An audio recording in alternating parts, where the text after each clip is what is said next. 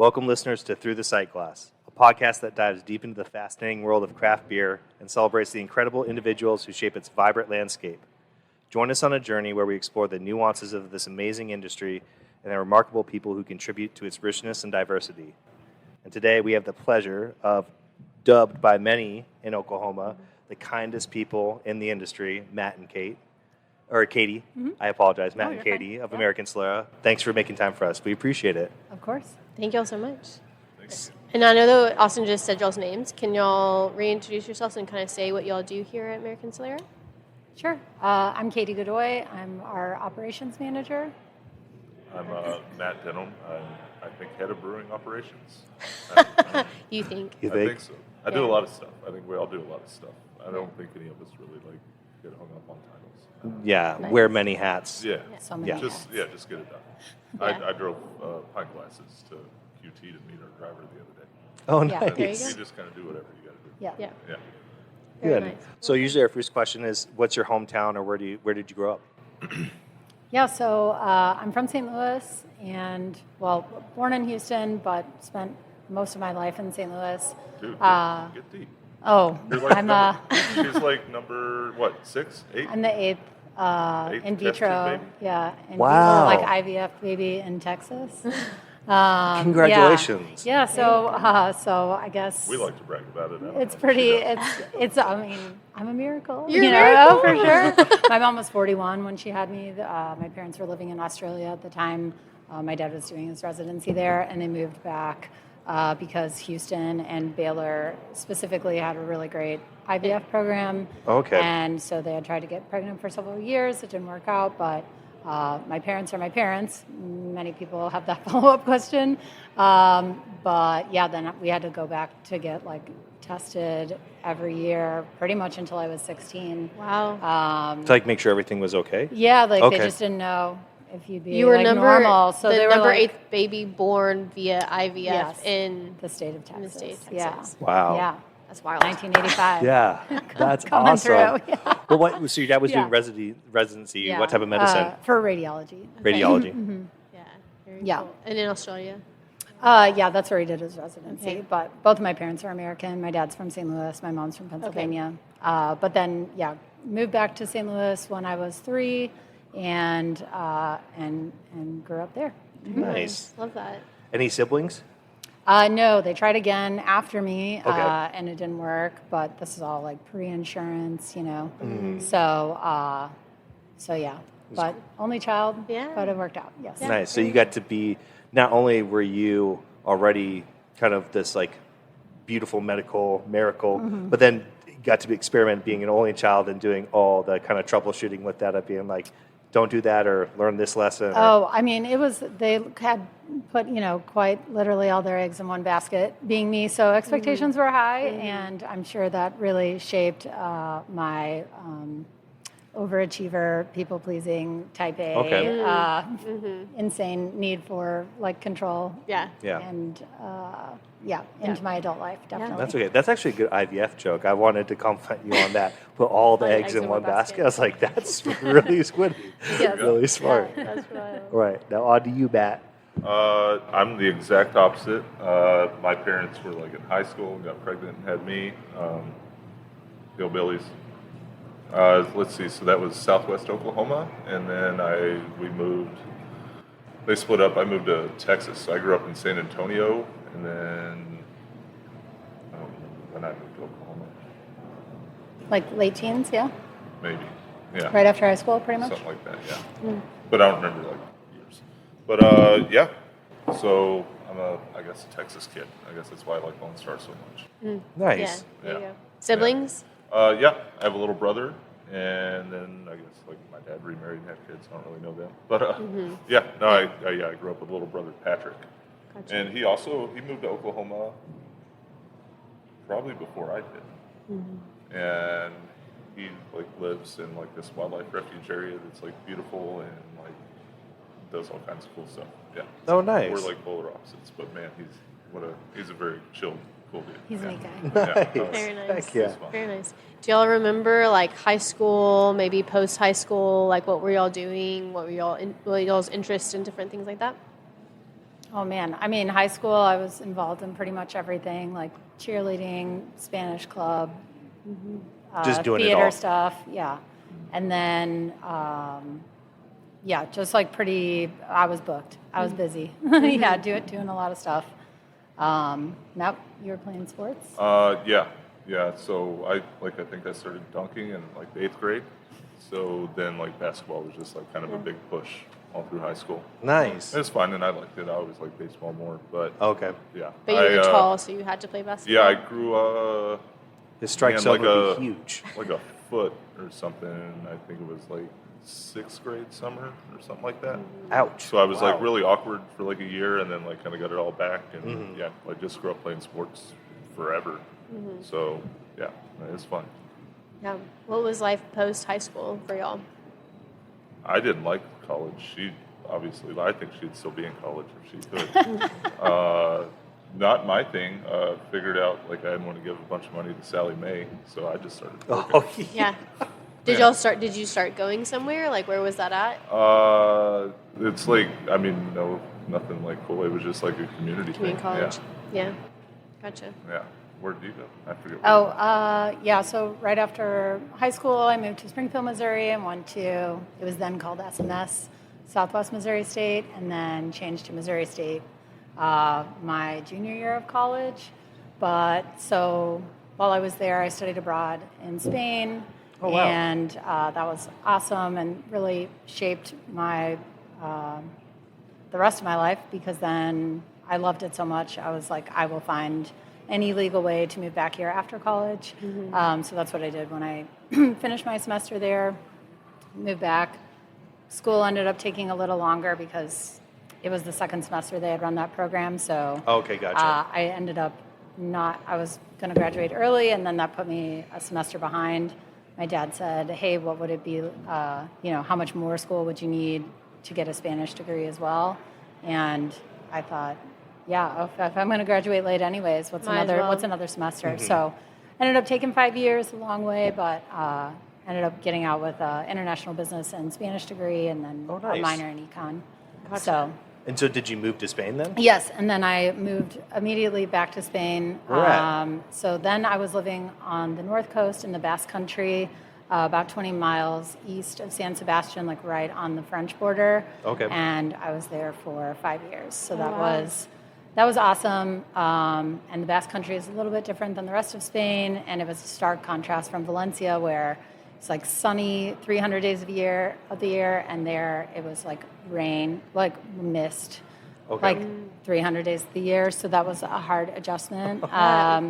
And the people there are kind of closed, and Basque is not even based on Latin. That's a native language. So it was a big adjustment going from being general manager of a bar that was very busy and being in school full time, knowing everybody, to like going somewhere where the language was tough for me and people were pretty closed and not interested in getting to know me.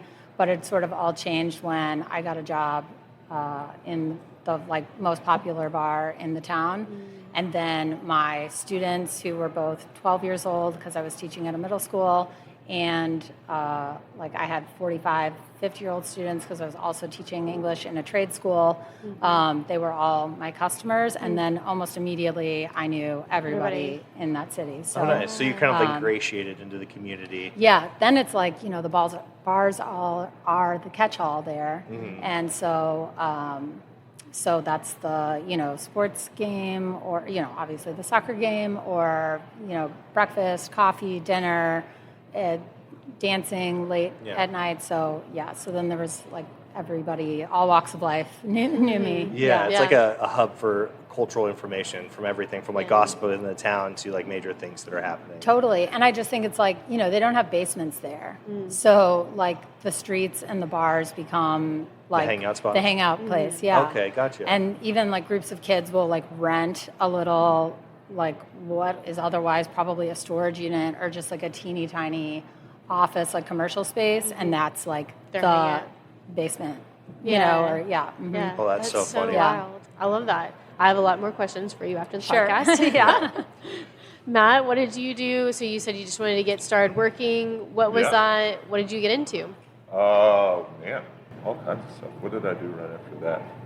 It was like, did like a swimming pool thing. Your lifeguard? No. It was like a buddy's like dad. Like they did like in-ground swimming Oh, you pools. build all the swimming So pools. yeah, like they would do that. Like he would like pick us up. But like that started at the end of high school. What did I do? So long ago. I don't remember. It wasn't that long ago. Don't date It yourself. feels like it though. And I'm just drawing a blank. That's That's okay. okay. I thought when you said like you I were got doing into- swimming pools like a pool boy for like That's what I thought, too. nice, No, rich, that'd be older rad. women. Amazing. That'd be fun. I did telemarketing for a little bit, which was crazy, and made like a ton of money, Gotcha. which was weird. But like really fun. The only weird like thing I hated about it was you had to like dress up, Oh yeah. which made no sense. I'm like I'm just sitting here talking on the phone. Yeah, it's not face to face. Yeah, but no, you had to wear like button-up shirts and shit. And I was like, this Yeah. is so dumb. Yeah.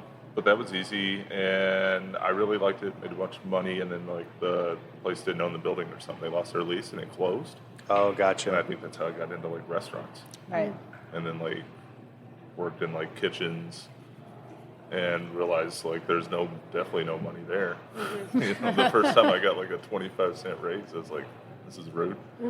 And then like you see everyone getting off, and like it's all like the wait staff and bartenders, like they're going out and having fun, and it's like, man, I've like barely got enough money to buy beer at the gas station. Yeah. So yeah, we made the move up front and started doing that stuff, and then I guess that's when I like got into home brewing and shit, because I like anyone that works a bar, you only working like 4 shifts a week.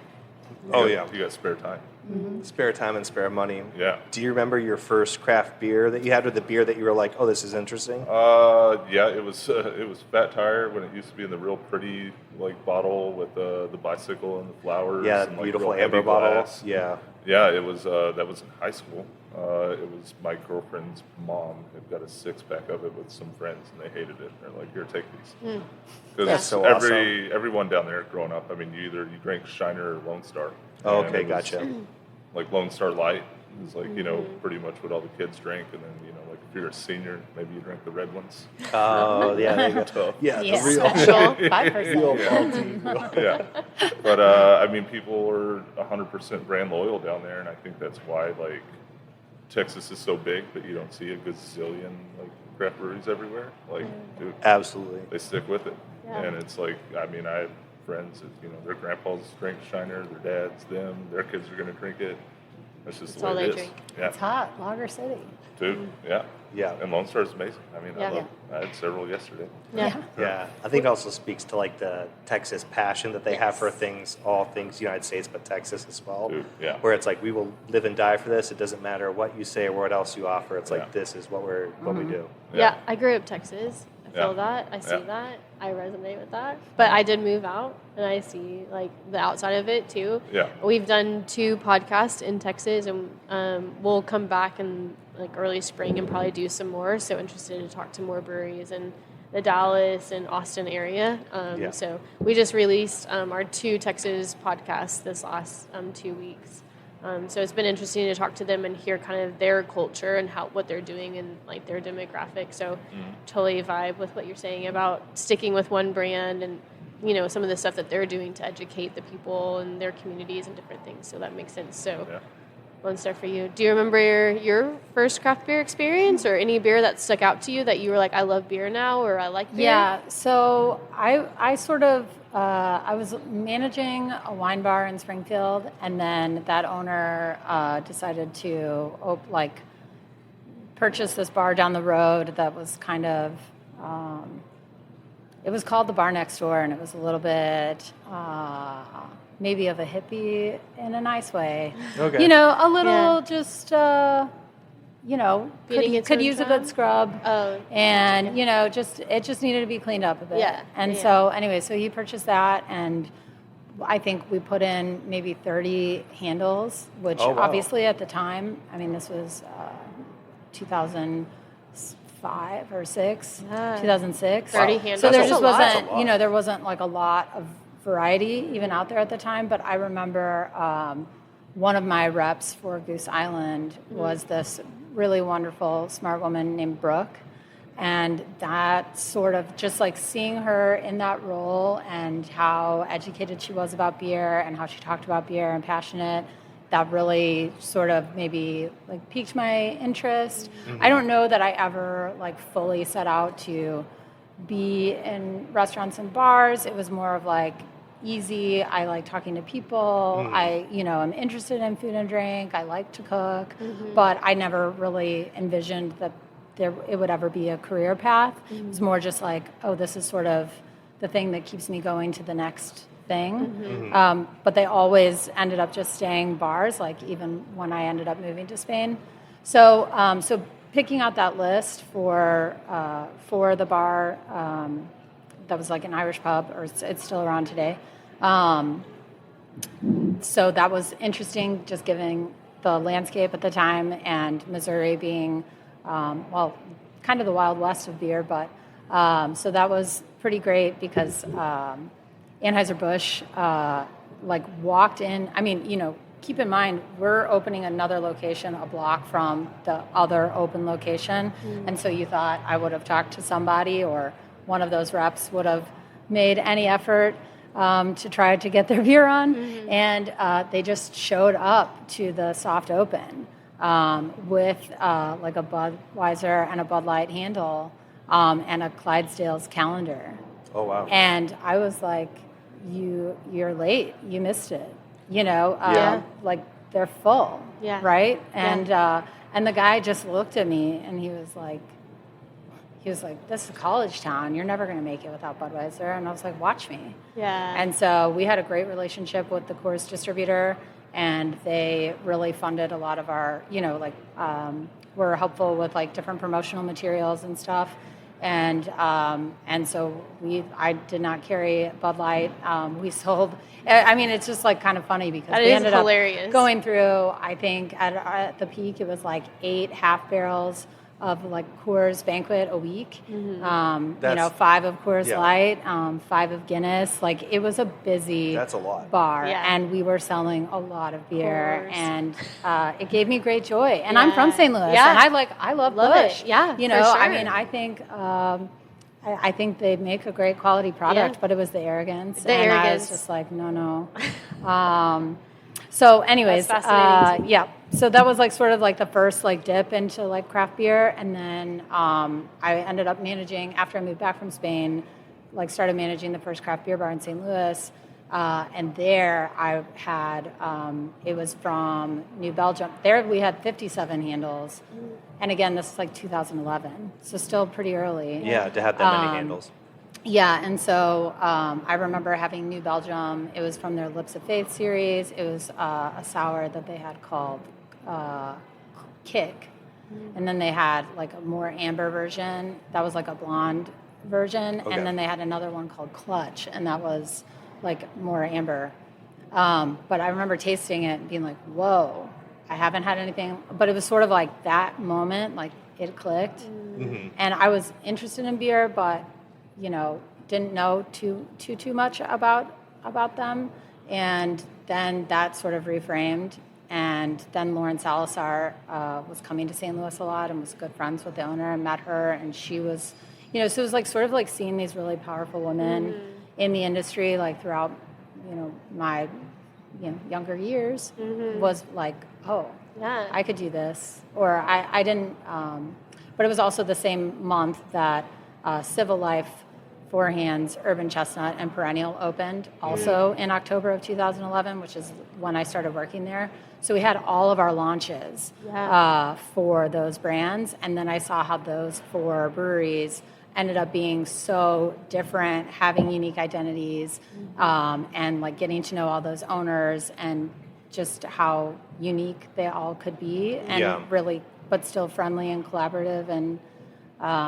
And so then I was like, this is awesome. So that's a really cool story. I love St. Louis. I lived there for a year and a half. My dad grew up there, and so we have a good tie to St. Louis. And so hearing a little backstory from you, that's really cool and really inspiring, and just understanding like y'all's background and whatnot. So I love that. Especially because for a long time, women were super underrepresented in this industry, as well as biopic people, and that was always like the attitude of kind of a lot of salespeople was like, oh, kind of laying on their things that made them the most, but it's like, oh, you'll never make it. And that encouraged a lot of people to be like, okay, bet, cool, Yeah. watch this. And Yeah. I think that I love drives further innovation, but also it also drives like inclusivity and being like, it doesn't always have to be this way. It can always push Yeah. the boundary to be something better. Absolutely. Yeah. For sure, yeah. Outside of, Matt, for you, outside of Fat Tire, was there a beer, like a craft beer that you were like, I want to do, like that made you want to homebrew? That made me want to. Or did you just want to homebrew? I think I was just trying so many different things. Like nothing was like a fan favorite because it was like I just wanted to keep trying different things and like just keep like trying stuff out. So you were in Texas homebrewing? No, at this point, I think when I started homebrewing, I lived in Stillwater, Oklahoma. Okay. I'd moved up here with my partner, and yeah. Well, and that's when you, like, once you transitioned into bartending, then that's how you ended up meeting. He ended up running a bar called College Bar. Yeah. In Stillwater. Stillwater, which was like, I was lucky enough to go. It recently closed, but I think I started like homebrewing before that. I think I was at Giuseppe's, which is like the Italian Eskimo Joe's. Yeah. Oh, I think it was like I was working there is when it all kicked off. And because it was a buddy of mine that's a chef now. He was wanting to like do it too, and we started doing it, and then he started like cooking, like while we were doing it, like which was more his interest, and then it like just kind of led to that, and then it just snowballed me to like keep doing it. Found other friends that did it, and like pestered them, and was making more money than I needed, and would just blow it on shit. So I started building like homebrew equipment, and then it just all like snowballed from there. And then I would brew more beer than I could make, and I just was always interested in like what I could fix. A million notes, and just a bunch of beer that like I just forced onto people to keep going. Nice. It's probably for that like creativity, trying to find that feedback of like how to make things better. Yeah. What caused that? I mean, what caused that Well, I interest? think it's like as soon as like you like transfer it and carve it and like whatever, get it kegged and carve it and try it, like you'll already start picking it apart. There's already like, and I think that's like maybe part of my weird brain is like it's like, well, I don't like this, I want to change this. So it's like I immediately just want to do it again, and I don't really care about this one. So it's nice. like I want like all my buddies like drink this, it's good, but like I want to fix this while it's like in my head. So I don't know. I was probably brewing like twice a week when I probably shouldn't have been, but I don't know. It was fun, and I could. It's Stillwater's a college town, so it wasn't hard to get rid of beer. Okay, Yeah. I was gonna ask. I didn't know if there was a college in Stillwater. OSU, Oklahoma State University. Okay. Yeah. What drinks more, OSU or U of O? Or is it Or OU? OU. OU, gotcha. Sorry, he's a Pacific Northwestern. I know. Right. Me. I don't know. I mean, I feel like OSU is like kind of like an island. Like you're not like driving through it. Like if you're going there, you're going there. Like it's not. Stillwater's not close really. It's an hour from here and an hour from there. Yeah. Oh, gotcha. But it's like not on the way to either. So it's like I don't know. Maybe the kids there. I don't know. I don't really have any idea. It's a college town. They all I drink. think they're all drinking. Yeah. But probably none of them will want to drink a bunch of dumb shit that I was making. But Do you they would. remember some of the like recipe or like some styles that you were brewing? I mean, or I brewing started most? like doing like the extract kits. Like I feel like everyone does, like just the syrups and shit. And when did I start doing like grain? I think it was just making like pale ales and like wheat beers, brown ales. I'm sure everyone made like a chili beer or something. like a chili porter, chili stout, or whatnot. Yeah. I mean, yeah, and and Stillwater's like small, and it is a college town, so there wasn't like really any homebrew clubs. There was like I think one up here and a couple in Oklahoma City, but I didn't want to like drive over there, and so I would just like look online, and you could find like beer competitions wherever, and I just kind of like send shit off here and there. And then you get feedback, and then like I figured out it's like, well, I could be like a judge at one of these things if I just like filled out an application. So I don't know how much I trust this shit, but I would do it. Like I think last one I maybe ever did in my life was at SCA, and they like send back a nice little sheet about it and all this stuff, and I was like, that's cool, whatever. And then I like quit doing it, just started brewing, and Now I forget, where were we going with this? Well, but then did you end up seeing that Roughtail had an open position, or how did you connect with him?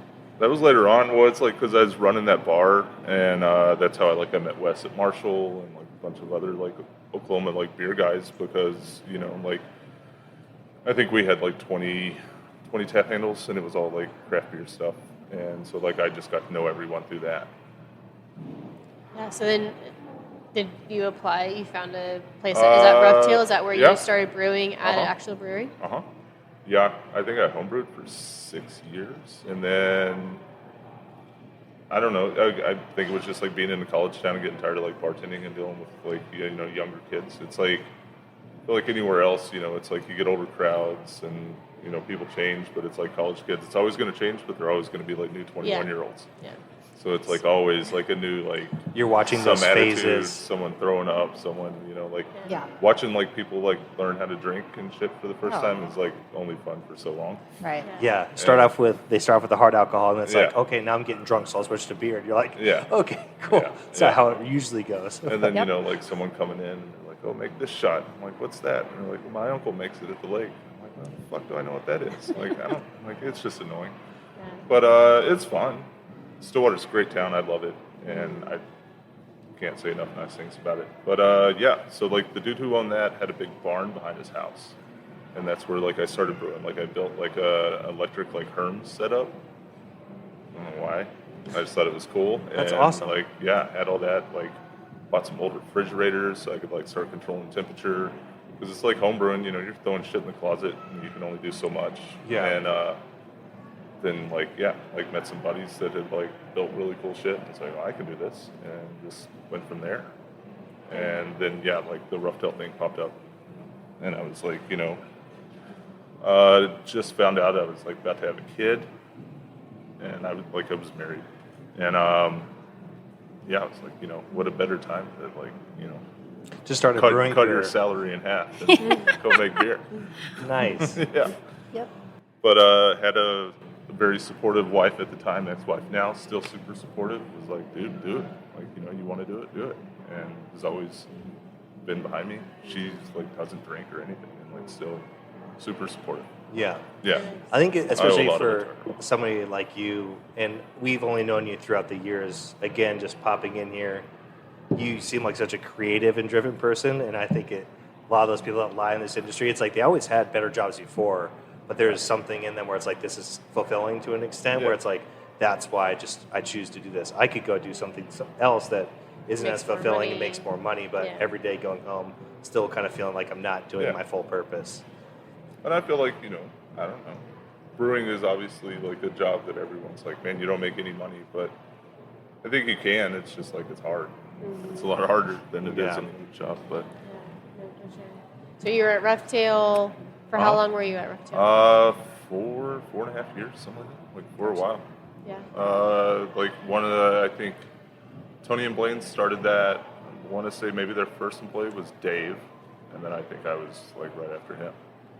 And then it was me and Tony for a long time in the back because like Blaine had another job, and then like we started getting busier and busier. Like hazy IPA started being a thing. The laws were like changing to where we could do one-offs, and when we started doing those, and like people like lining up and buying beer, like stuff started getting crazy. And I think we went from, it was a 10-barrel electric brew house. And we had, when I started. An electric brew house? Yeah. Wow. Yeah, pretty well.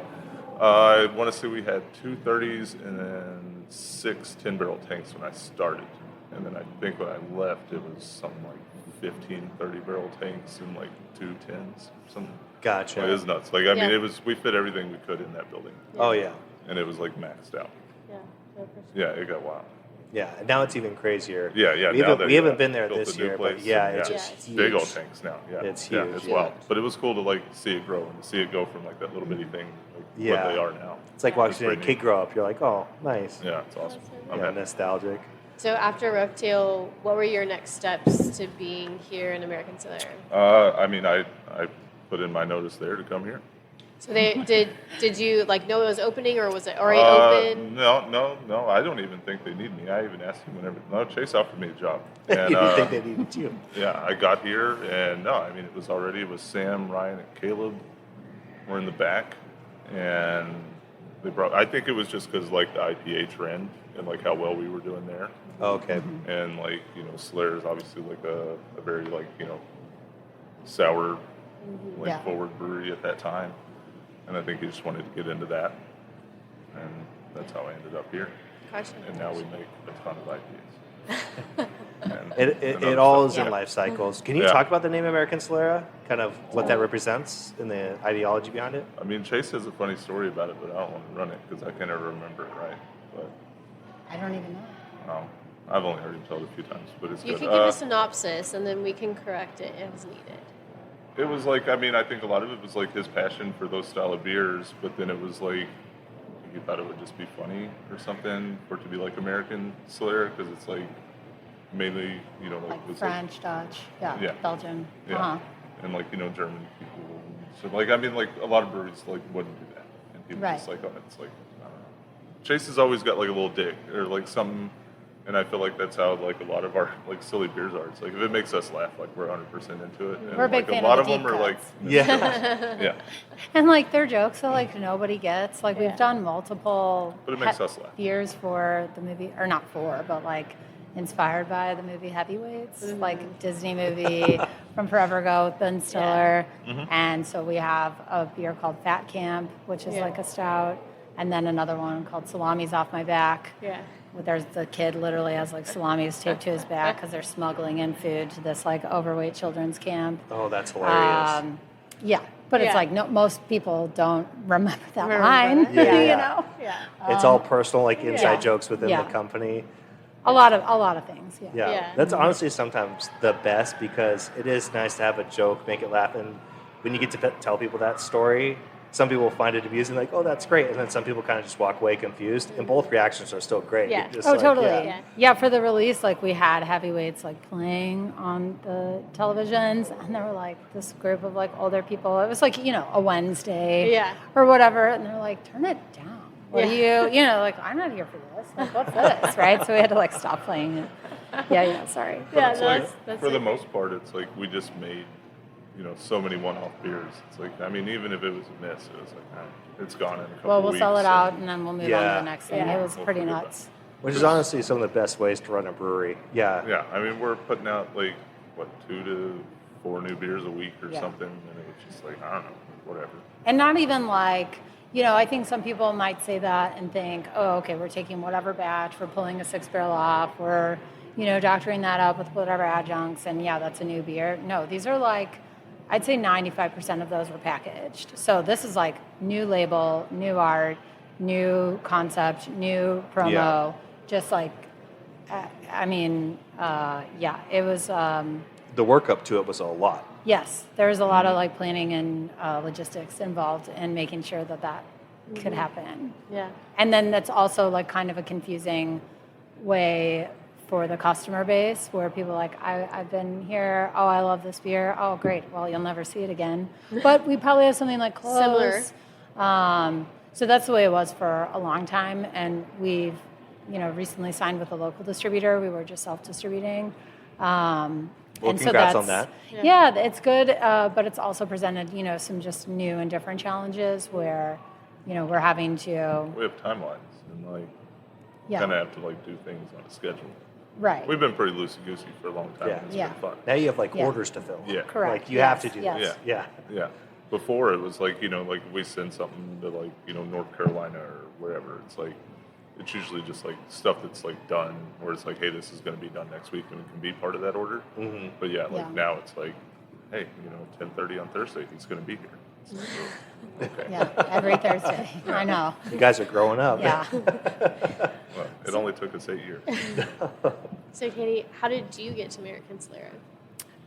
So I got to American Solera by way of I know this story. perennial.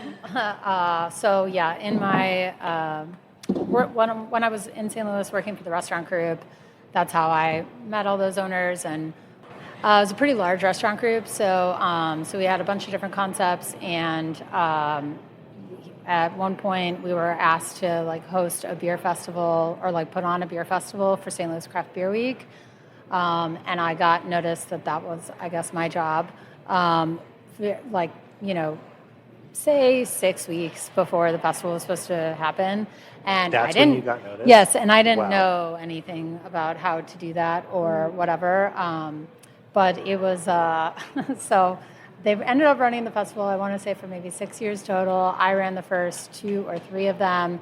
It was called Sure Epiphanies, and it was a like made up acronym. That was for the first 1 or 2 letters of all of the local breweries that were involved, like that even existed in St. Louis at the time. Oh, okay. So I think it was Schlafly, Charleville, Urban Chestnut, Civil Life, Perennial, Four Hands, New Belgium, Second Shift. Mm-hmm. So that was 8. New Belgium, obviously not being local to St. Louis, but Having a Lauren and the place. owner were good friends, and so and they had just been long supporters. So yeah, through that a couple years in a row, they ended up great and were cute little community festivals where we closed 1 block of downtown, Oh, awesome. and it was neat. The weather worked out. It was fantastic. My friend and I always talked about making, because she lived in St. Louis around that time that those things were going on. We always talked about doing the pretzel necklaces for the beer festivals. As we were like, we should sell beer or pretzel necklaces for the beer festivals. Amazing, yes, perfect. Yeah. And so I don't know. So it was like, and it was back when you could ask people to make a one-off beer for the festival to debut there, and Yeah, there was time and space to do so. and folks were doing it, and so it saw some really nice, unique offerings, and it was a cool, interesting experience on how to organize and market and Was the ticketing. reception good? Yeah, I mean, I think, I don't know how the brewers felt about it, but I mean, we were buying all the beer and they were pouring it, so Yeah. I'm Nice. sure, People I'm were sure pretty happy. good, right? Yeah. We were big Awesome. No, supporters. that's a huge hit. So that's how I met Phil and Emily Wymore of Perennial, and they ended up having an opening, and I went for it, and I thought, maybe I'll just like stay tangential to the restaurant industry, but be more on the supplier side. And then once I made that jump, that was like it. no turning back there. Yeah. Yeah. Nice. Very nice. Yeah, so from Perennial then coming here.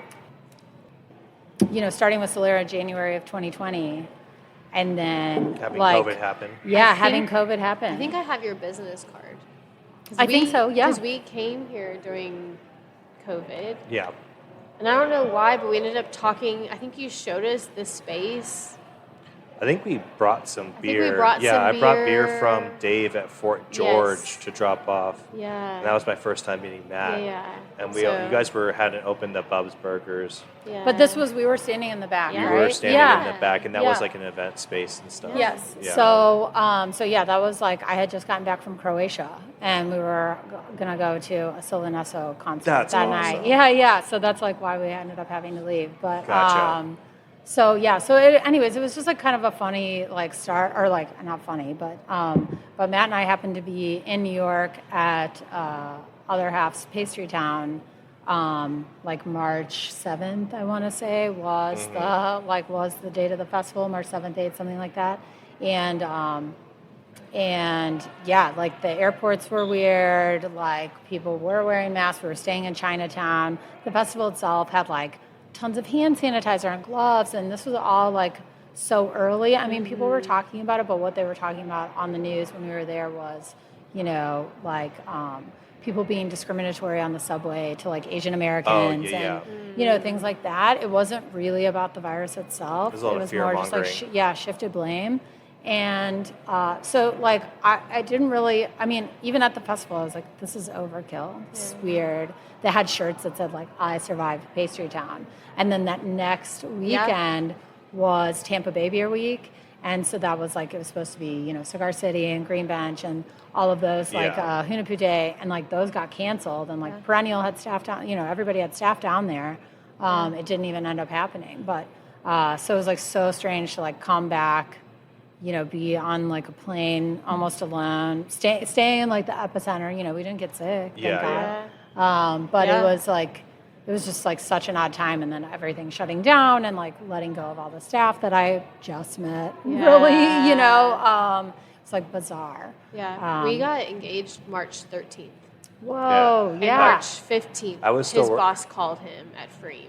Yeah, we were still running like full production, Yeah. like 410s, like everything. And they had sent out a memo before that like, if you're sick, stay home. And so we had a couple people that call out sick. And before that, she was working a venue Tacoma. project in Seattle at a Seattle, wedding like Tacoma, expo. yeah. So we were in Seattle in Yeah. like January or February. Yeah. And then that's where they were like, oh yeah, like we think COVID on the West Coast came in through Seattle Yeah, around we're this like, time. And we both were like, we were at this giant wedding expo and there was no masks, no Right, nothing, right. doing our normal thing. Yeah. But yeah, we got engaged, came back, and credit, this is what everybody was doing. But Freedom was like, hey, we're going to burn all your PTO while we restructure and figure things out. And then that's when everybody started getting layoffs. And I was like, Yeah. oh, okay, this is like for a serious Like thing. really, Yeah. So that's how we came to Oklahoma. Was we built out our van in Edmond with my family, Right, Yeah. right. and we were trying to find we were getting unemployment, so we're like, let's go support the local businesses. And so we Right. found the craft beer Yeah, places. a lot of them were here. doing to-goes. I think there's Yeah, actually yeah. there was more To-goes. tap rooms open here than there were in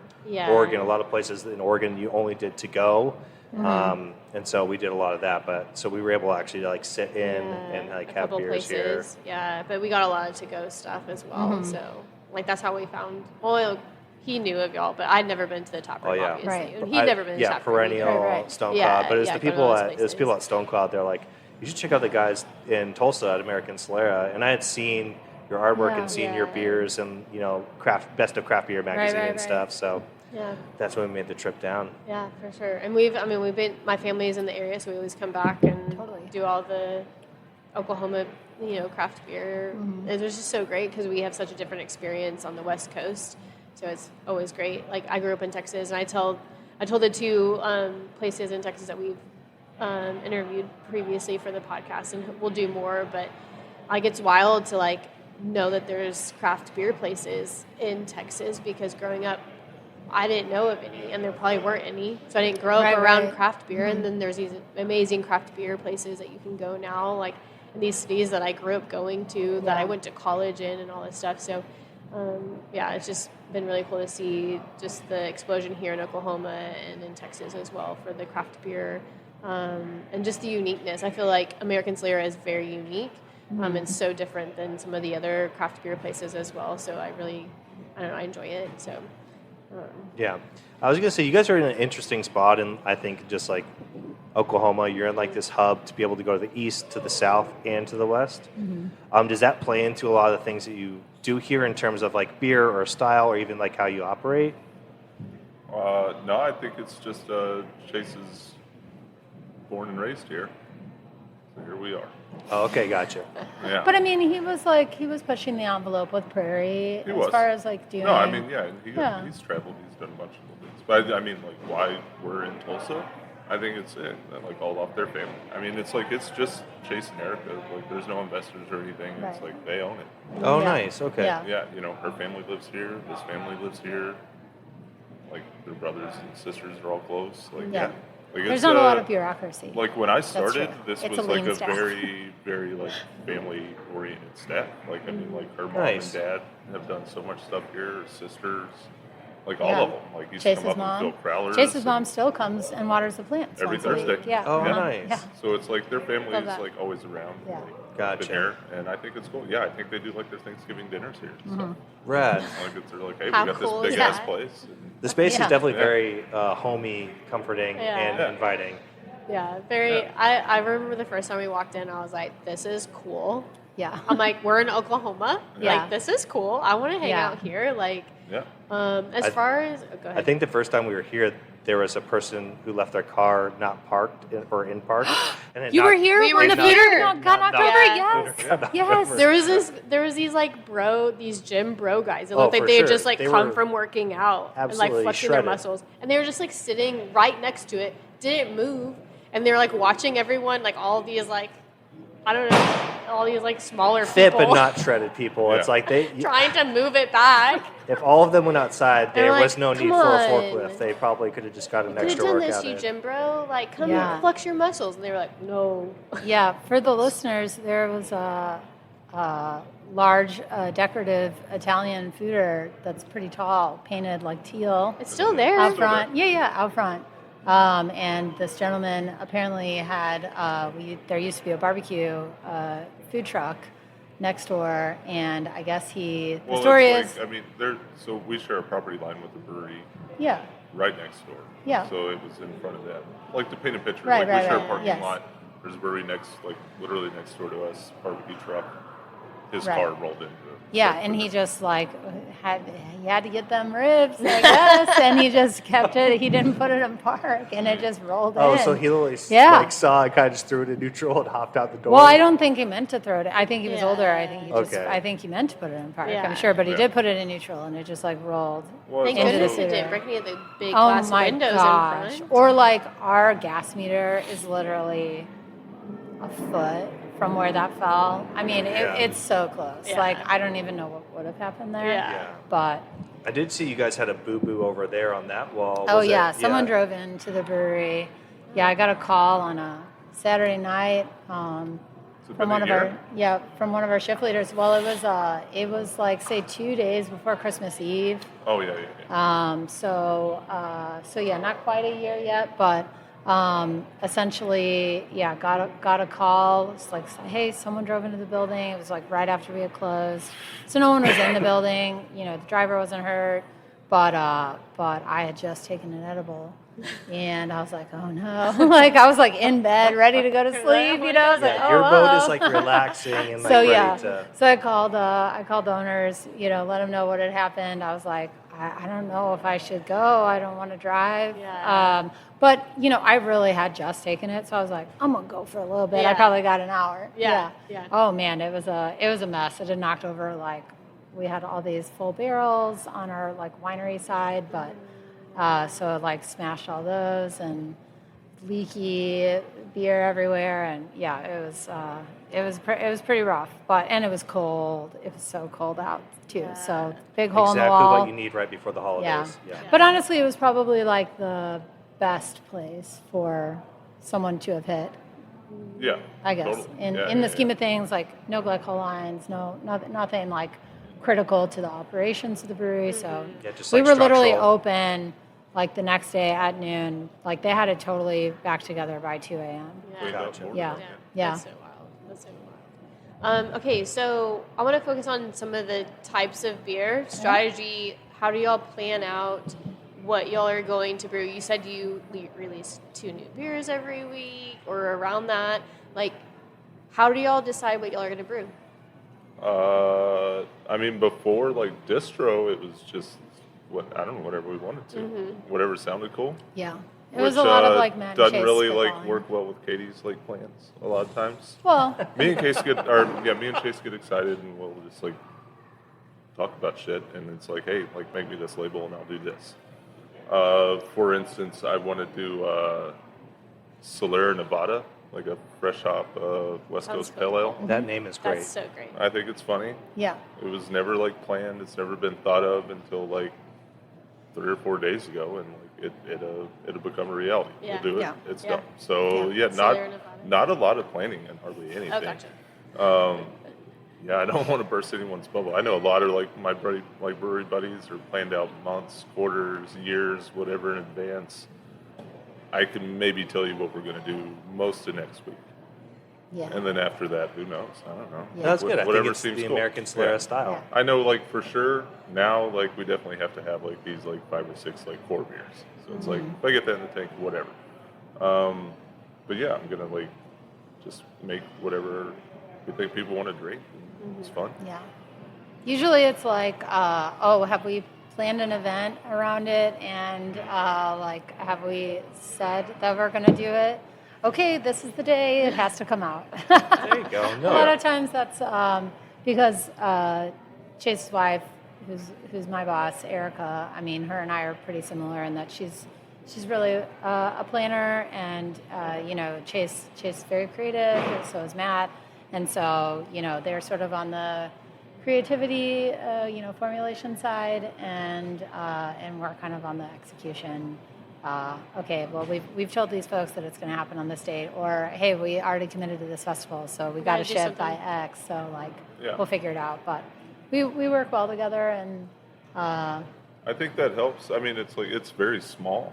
Like the day-to-day, Monday through Friday, there's it's me, Greg, and Caleb in production, and then Katie, and then Chase and Erica pop in. But it's they don't have to be here every day, but they're here enough. And Steven and Allie are here sometimes. Hagen's our sales guy. He's here 3 or 4 days out of the week. Yeah. So it's I don't know. A lot of times there's only 4 of us here for most of the morning. Yeah. It's a small crew. So it's pretty chill.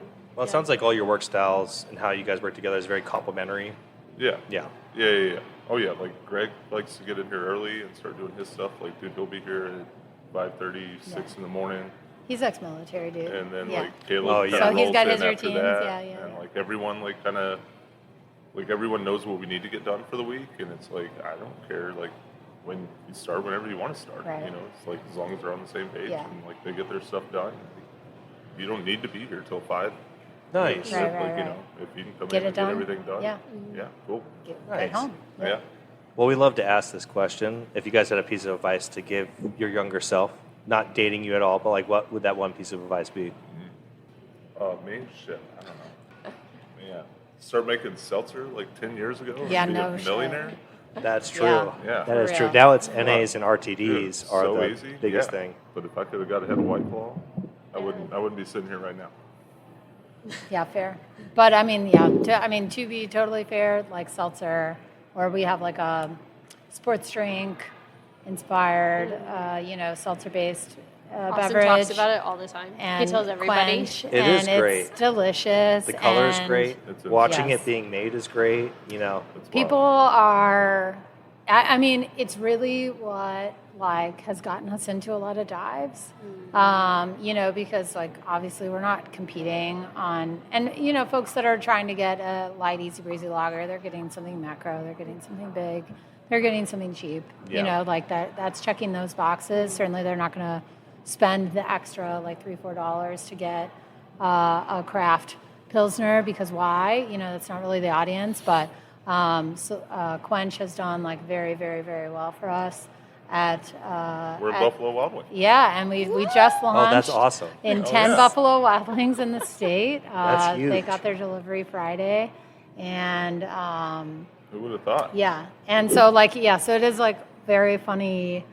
Now I just want to go to Buffalo Wild Wings just to buy y'all's. I mean, I To was eat there. spicy wings. and The have one in Quench. Edmond was the very first Yeah, one. yeah. Yeah. Yeah, it's on.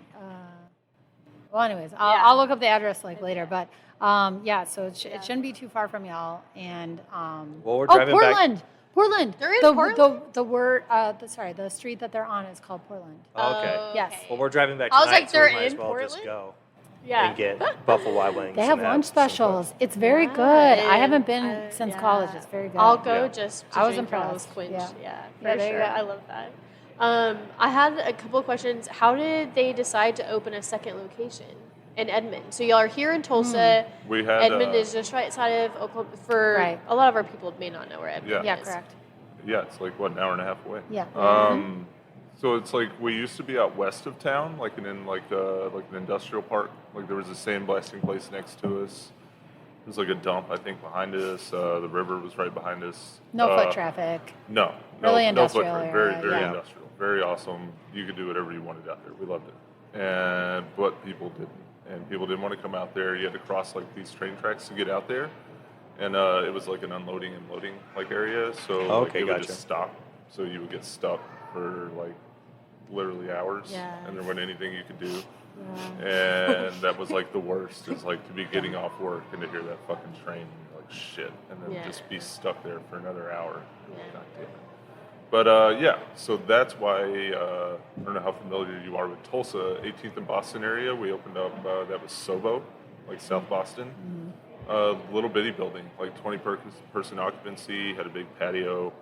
And that place blew up because it's very close to the walking and bicycle trails, and the gathering place was built which is like this big, beautiful park that we have, and like #1 in the nation. Yeah, we read that. And it's like right there. So it was like, dude, that place was booming. And we had that for 3 years. We moved into here before they like wouldn't renew our lease on that. So it's like we had moved out of West, got this place, had moved into this big tap room. Still had that one. Everything was hunky-dory. Went to renew the lease, and they were like, no, we're going to do something else. Can you speak on why, or is They wanted to open their own. They just saw how wanted- successful we were with so it, like and we can do they it. owned other bars in town. And I think so it's they like- were going to put that bar, like a sports bar. It's like Okay. very strange because like it really couldn't hold any I think, people. and it changed. I think like ownership Yeah. and whatever. I mean, it's still empty to this It's day. literally nothing that's happened since we've left. So Gotcha. Yeah. bummer. Heart But wrenching. Yeah. yeah. You're like, so because that's always like the worst thing. Is like everyone's like, oh, we loved it there. Like, why'd you leave? It's like, well, we didn't leave. leave, Like, yeah. we were asked. Yeah. So yeah, and then we looked at like a couple other spots, like around, and it's cool. So you're allowed to have 3 tap rooms, and so we have this. We have Edmond. We're allowed to do one more. Like that's like an Oklahoma thing. Okay, gotcha. And but we're also a winery, and I think we're allowed to have 3 as that as well. But this would count as 1, and then we could open up 2 more that would just be like winery tap rooms that I think you could sell beer, draft, but not to go. Yeah, the at the laws wineries. are Yeah. really Yeah. strange. But But yeah, they were asking like, the why do we Edmond open Edmond? specific, Yeah. I mean, I feel like that dude had been reaching out for a while. Yeah. About us like wanting to move over there. Yeah. and, The area like, is wanting to do so it. Yeah, cool. that developer And- did a few Yeah. different projects, like Big Friendly, where they're Yes. at. Like I Yeah. think they were part of Yeah. that, and then the Prairie OKC Brew Pub. I think he was also involved in that. Uh-huh. It also Yeah, looks we similar could to buy Fairweather that. Friend, like the same kind of like design Yeah. and where they're at. It was a different. Oh, is it I different think I do developer? think Okay, that those gotcha. are different Yeah. owners. But in any case, yeah. So they had been talking to us for a while. We ended up losing Sobo, or like that lease, and so it was sort of like, hey, we had had so many people asking us like, when are you coming to OKC, and I guess Oklahoma City's a lot like St. Louis in that it's very spread out, and now when we go to beer festivals and folks are like in Oklahoma City and folks are like, oh, are you here? And we say, yeah, we're in Edmond. It's like, oh, that's you're 20 so minutes. far away. Yeah. So it's like, it's not an even hour and there a for half. them. I mean, like, so the whole idea was like it's way closer than here. Yeah. But Yeah. Well, it's right, Still, right. still obviously. Yeah. not- And so people not still cool. have an issue with it. Or like Not the Oklahoma Edmond- City not folks. the- Yeah, not yeah, the yeah, Edmond yeah, people. Of course, Edmond of course. people Us seem being- stoked, Yeah, there's stuff. Us being Edmond people adjacent because of family, like we love it because it's 15 minutes down the road for us, Yeah. so we Right. love going there. Right. And Edmond needed something because we always have to drive into Oklahoma City, and I mean Edmond's big.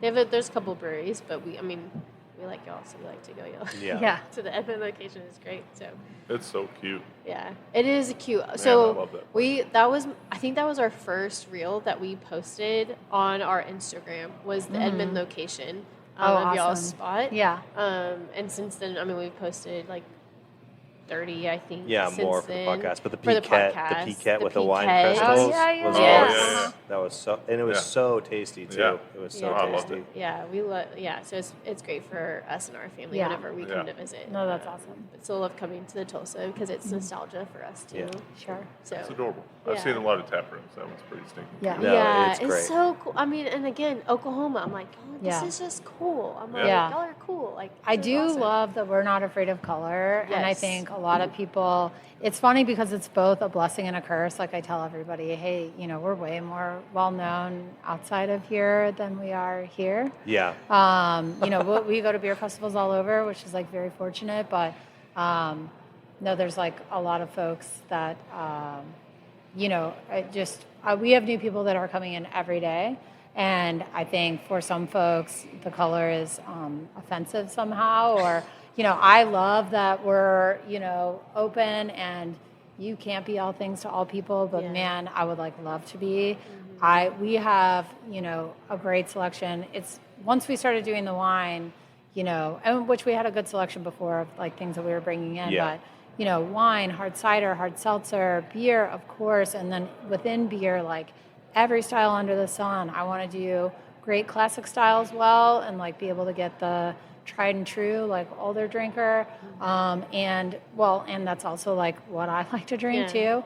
And then doing like the heavily fruited, the fun stuff, the mixed ferm stuff, you know, like things that are just outside of the box. And if folks can like slowly but surely, you know, kind of dip their toe into those waters, like we started a little Brett series actually with like a collab with Perennial, one called like Brooks and Dunn. Where actually like Chase's brother-in-law books folks at the BOK Center here, like the big concert spot. And so like literally like Brooks and Dawn, when they came and played, not only did we get a bunch of tickets and like go, but they got, you know, like those beers in their dressing room. And that's they're awesome. cute little, like, it's a cute little cartoon of them, like literally boot scooting. Very cool. So just like a little like table, you know, Brett Brooks beer. I'm sure they hated it. I was cool. probably, the concert was awesome. I had a bet it fucking was blast. not. I'm it sure. was not like a hit. sure they hated that. Yeah, probably They, not. they get off But stage the art is like just to be cute. refreshing. Oh, and yeah. it's just like, And they were Well, like little and it like was- 500 and it was- ml bottles of Oh. like Yeah, red yeah, beer. yeah. Like, In green glass. Yeah. Yeah. But the label is like, it's a cartoon and they're both like boot scooting, like on scooters that are made of boots. oh, It's that's, very cute. It's very cute. We I can love look it that. up. But yeah, Brooks and Dawn. yeah, That's so your fun. attention to detail and Yeah, design the for everything you design do and is super. I think I would say American Solera, and then especially for tap rooms, I say American Solera, then Nothing's Left. We did a podcast with them, but their little tap rooms, how it goes from the gas station to their two other rooms, I'm like, wow, that's some much. serious attention to detail and design and like what they want the atmosphere to Yeah, be. I I just think like you have to, and I Yeah. think Oh, it's yeah. like, you know, I mean, we're all close. It's like, I don't know, for anyone that's listening doesn't know, like that brewery's what, like a block away. A block away. block Yeah. away. And then there's one next door. There's another one that's a half a block away. And I mean, like we're all very close. So it's like, Yeah. I think you see what everyone else is doing. It's like if you don't do it, like you're just gonna get left behind. Yeah. Like, you got to like keep finding ways to get Push people the in here. envelope, Like yeah. people aren't lining up for like bottle releases and stuff like they used to anymore. So it's like you definitely like hear Give more them a towards reason. events. Yeah. I don't know. I've seen this mezzanine like change out twice now, and I don't know what they're Yeah. doing, but I think we have 4 or they're 5 not today. here for the beer. Nice. Okay. Yeah. Heck yeah.